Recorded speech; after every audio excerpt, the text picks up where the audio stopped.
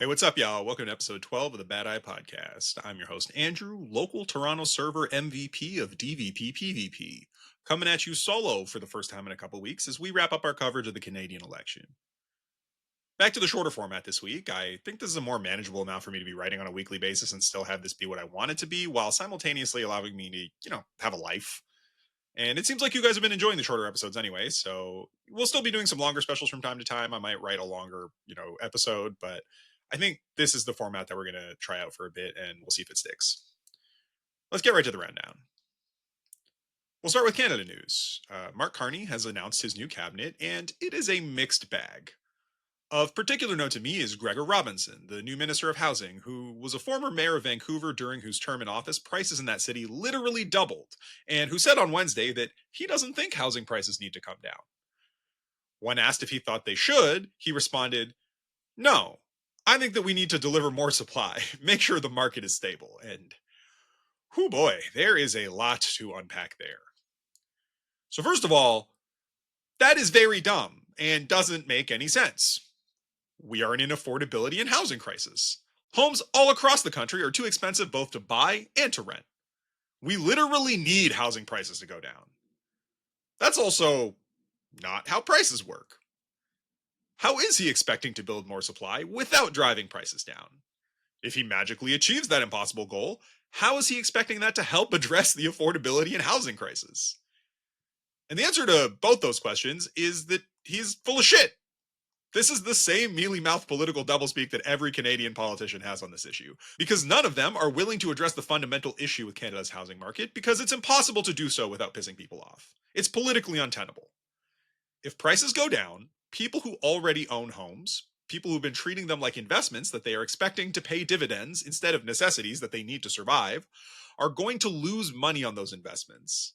And while I don't want to minimize the very real impact on the many people who do own a home, for whom that is their entire retirement plan, whose lives would really be negatively impacted if they are not able to make money on, or worse, if they lose money on the house that they bought and are planning to sell to fund their retirement, if housing prices don't go down, more and more people like myself and other people, my generation or younger, will be priced out of the housing market entirely until far later in our lives, if we ever make it in at all. And many of us won't. And we will never have the opportunity to reap the benefits of that investment in the same way. The long term effect of leaving things the way they are is that people whose parents own homes will inherit those homes and will have the opportunity to generate wealth, not just in a way that people whose families don't own property won't have, but also directly at the expense of those people, because those people will be forced to rent a necessity from this new landowning class effectively. And as housing gets more and more expensive, the conditions under which people will suffer in order to insure it for themselves will get more and more extreme, because you cannot go without housing in this society or in any society. We're basically reverse engineering feudalism, and I, for one, am not really interested in living to see the return of serfdom in my lifetime.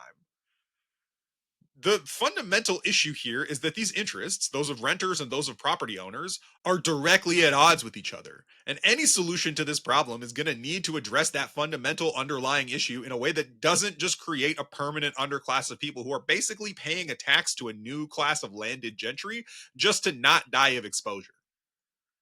Given that it's his first day on the job and this guy can't even say any of that out loud, I'd say we're off to a pretty lousy start, and I wouldn't personally expect much improvement from this government in this area at all. But hey, we'll see.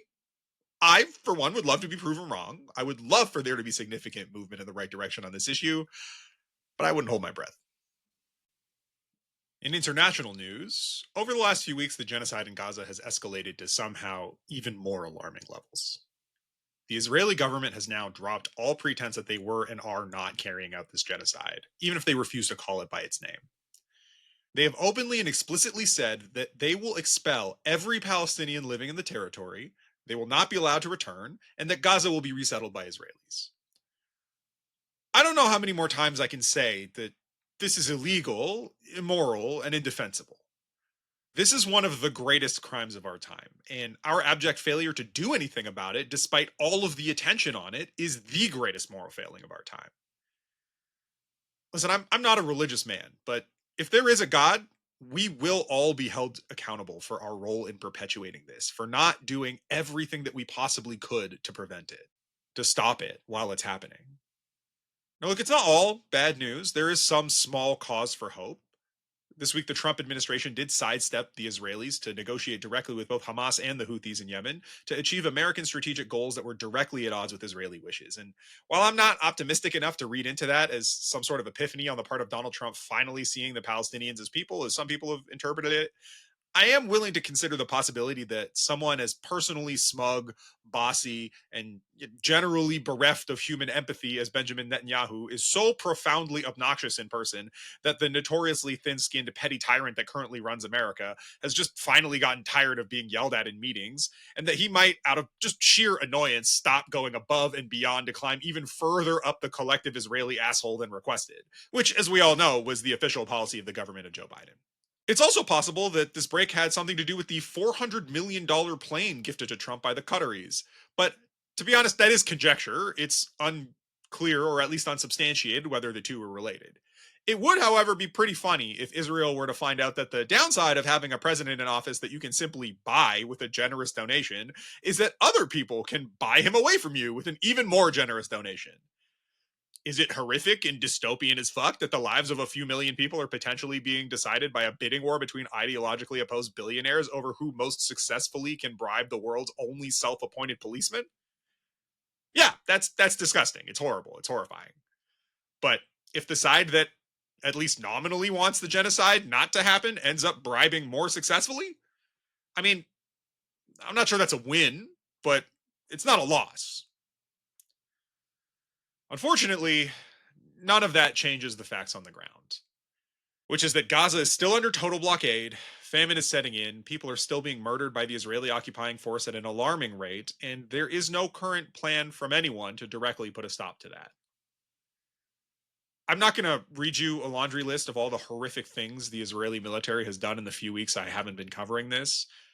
Not because I don't think that it's worth talking about.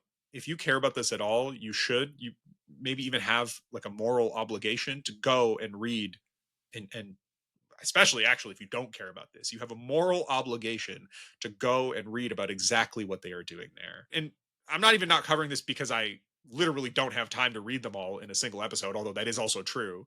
But there is no shortage of actual reporters doing real reporting on the details of what's happening here. And I do encourage you strongly to go and read for yourself and make your own determination of what's happening. And I think that if you were to do that, it would be difficult for you to arrive at any other conclusion than that this is a open and explicit, calculated genocide. What I will say is the failure of our government to do anything about this, the failure of our media to discuss this with the forceful and unanimous condemnation that it deserves, those are themselves crimes against humanity beyond the actual genocide itself. They are their own separate atrocities. I would remind people that NATO bombed Serbia for far less than this. That our media has been screaming about Russian genocide in Ukraine as if the two were in any way comparable for years now. And yet at the same time, there is a constant equivocation about what has been happening in Gaza in Western media, despite all credible international organizations, the ICC, the ICJ, and even the Israeli government itself being in agreement about the facts on the ground. This is plain old cowardice. And I want you to keep that in the back of your mind as we get to the main topic I wanted to speak about today, because the inaction and silence on Gaza makes this policy even more egregious. This week, the United States welcomed 49 white South African quote unquote refugees. And you may already have guessed what I think about this policy based on the way that I just said refugees. The government's stated reason for allowing these people into the country is that they are victims of a genocide being perpetrated by black South Africans on the country's white population. They claim that these people are being targeted for killings on the basis of their identity, that the country's post-apartheid measures to level the playing field between native Africans and South Africans of European descent have gone too far, and that they fear that South Africa will become another Zimbabwe. And that may sound like a compelling argument if you are a fucking idiot who knows nothing about South Africa, about Zimbabwe, or really about anything else, because there is literally no universe in which even a single part of that is true. But unfortunately for literally everyone, that happens to perfectly describe the current president of the United States. So today we're going to break it down for you. Where is he getting this from? How exactly is it not true? How untrue is it? Like, is there any grain of truth to this? Spoiler alert on that one. There is not. And what does this say about America right now, about its place in the world? So let's start with question number one. Where is he getting this from? Donald Trump seems like the type of guy who would have just pointed to the whole south of Africa if you asked him to point out South Africa on a map and then look at you like you're the idiot.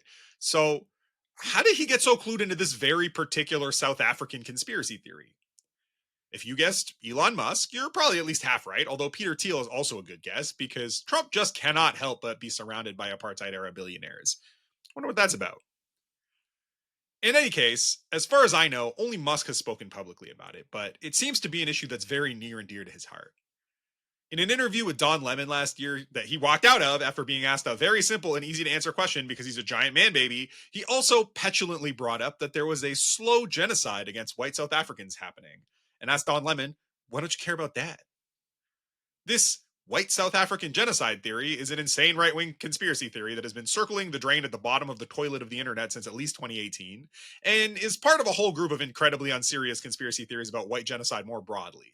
In the same vein as the Great Replacement theory, the idea that white people in Europe are somehow being replaced through some grand design by mysterious global overlords, read the Jews, it's always the Jews behind everything with these people, with Muslims and other people of color, or the American version of that theory, where the globalists, again, read Jews, you don't even really need to scroll that far down these people's Twitter feeds to figure out that that's who they mean. They say it explicitly.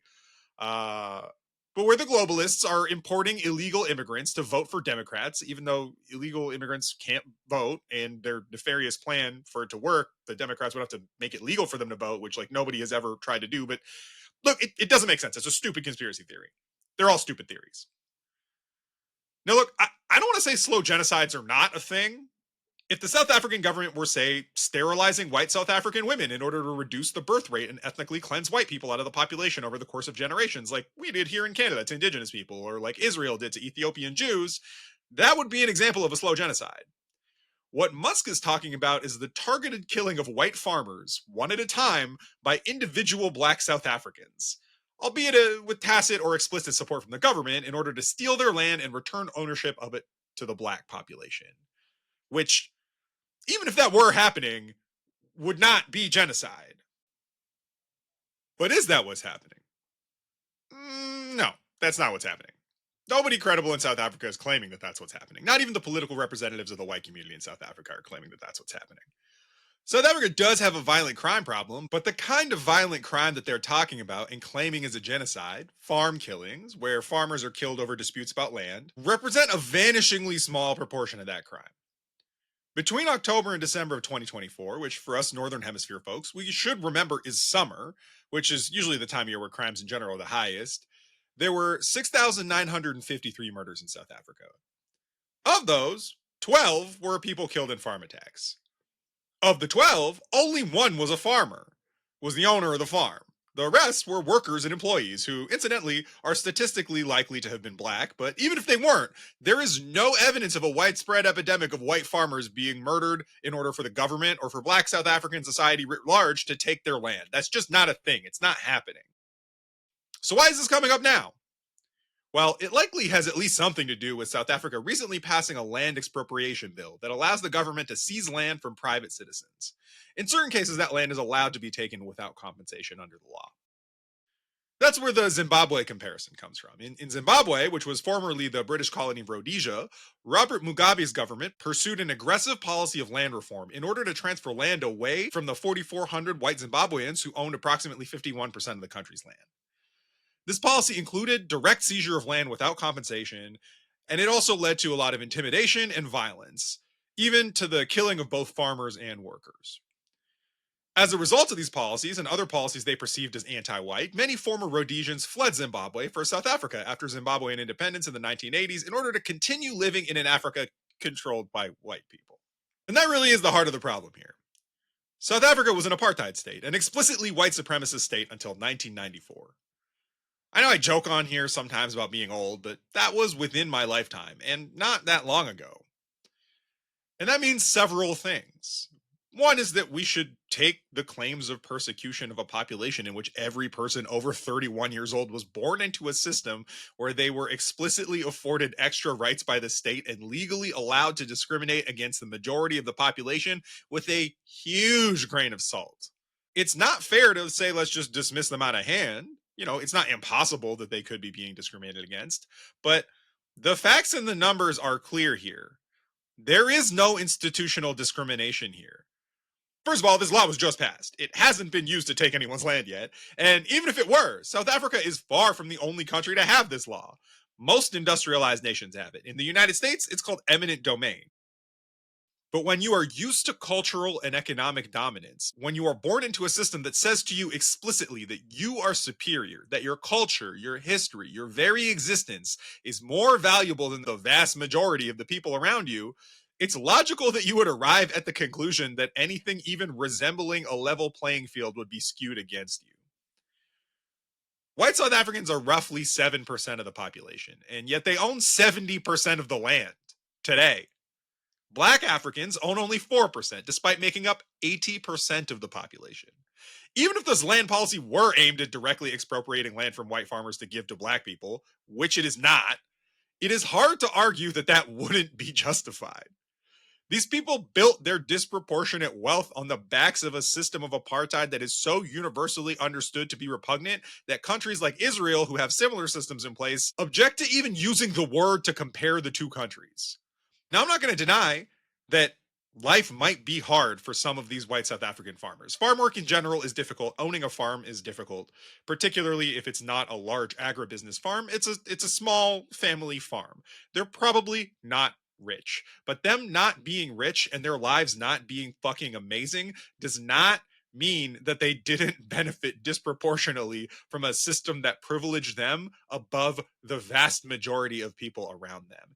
Even if they are not doing well, even if they're not millionaires or billionaires, that doesn't mean that they didn't and don't have privilege over the African people around them. And so the idea that it is fair and just that this 7% of the population could own 70% of the land, I'm sorry, but that's just fucking ridiculous. And even though the government is not taking their land away from them to redistribute to black people, the government should be taking their land away from them to redistribute to black people.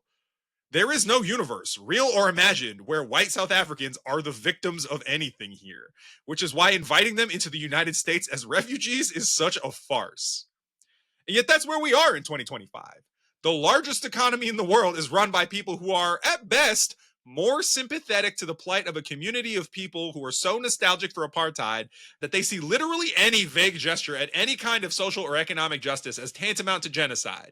And to be clear, before you all lives matter me, obviously not like all white South Africans. The general South African response to this from people of all ethnicities has been bewilderment. They are literally confused why the American government would do this. But it is resonating with some people, at least 49 that we know of who ended up in America. But this government is more sympathetic to those people than it is to undocumented people within its own borders who came to the United States to flee violence in their own countries created by the United States. They're more sympathetic to these fucking people than they are to the actual victims of an actual genocide that the United States is currently aiding and abetting. I would say it's Orwellian if it wasn't such a disservice to George Orwell to bring him up in the same breath as people like this. It is embarrassing that the United States is importing white South Africans at a time when they are deporting brown people who actually have a reason to want to come to America. But this shouldn't surprise you. Yes, America is run by white supremacists, but America has always been run by white supremacists. America is a white supremacist nation and has always been a white supremacist nation. It should not come as a surprise to you that the country that provided the intellectual framework and inspiration for apartheid would be so welcoming to white South Africans that they start importing the worst ones they can find. America was built on white supremacy. America ran its own apartheid system, Jim Crow, for generations, and has supported apartheid abroad wherever it can find it ever since. The American government was great friends to apartheid South Africa while it was still politically tenable for them to do so. They continue to be friends of the Israeli government and will continue until it is politically untenable for them to do so. And so, in a way, this is an American return to form. The latest instance in a long and shameful American tradition of support for the absolute fucking worst people they can drag out of whatever racist cesspool they can find or manufacture around the world. This one is especially embarrassing because Elon Musk had to manipulate Grok to make it spew garbage about white genocide no matter what you asked it, but it's definitely not new. So, what do we do about it as people who live in the civilized world? Honestly, it's time to start treating America like we treated apartheid South Africa. There needs to be real political and economic consequences for being the world's 4chan fever dream come to life. If Trump's ridiculous trade war was not enough of a reason to start thinking about divesting nationally from American empire, let their promotion of racism at home and abroad be a fun added incentive. Canadians, Europeans, Africans, Asians, we should all be looking at deepening our trade relations however we can, especially at the expense of the United States. Buy local, buy imported, buy whatever, just don't buy American. Divest from American markets as much as you can. Avoid American products wherever you can. Advocate for closer relations with countries besides America wherever you are. Let America be the global pariah it deserves to be until it can see reason and stop supporting genocide, fermenting right wing hatred and bigotry around the world, and allowing the fucking dorkiest kleptocrats possible access to the halls of power. Like, if we're gonna have a global oligarchy, can we at least get some oligarchs with some charisma? All right, I think we're going to wrap it up here this week because it's a long weekend in Canada and I'm excited to log off for the weekend. But before I go, I'm going to recommend that you read Yanis Varoufakis' new book, Techno Feudalism. It's a great breakdown from the former finance minister of Greece and self described Marxist libertarian of the current moment and why he feels like we have moved past capitalism into a new economic system that is even worse somehow, which he calls techno feudalism. It's a good read, and I got to tell you, he makes a compelling case. If you liked the shorter format this week, leave a comment letting me know. Maybe we'll do more of this shorter form content in the future. If you've got anything you'd like to hear us talk about on the show, you can reach us at submissions@badeyepodcast.com. That's submissions, the word, at BADEYEPODCAST.com. If you liked what you heard, please like, subscribe, hit that notification bells if you're on YouTube so you're notified whenever we drop a new video. Give us 5 stars if you're on Spotify, mint currency in our name, and dedicate Friday prayers in our honor. Whatever feels right to you. Until next week, I have been Andrew, and you have been listening to the Bad Eye Podcast. Be easy, y'all.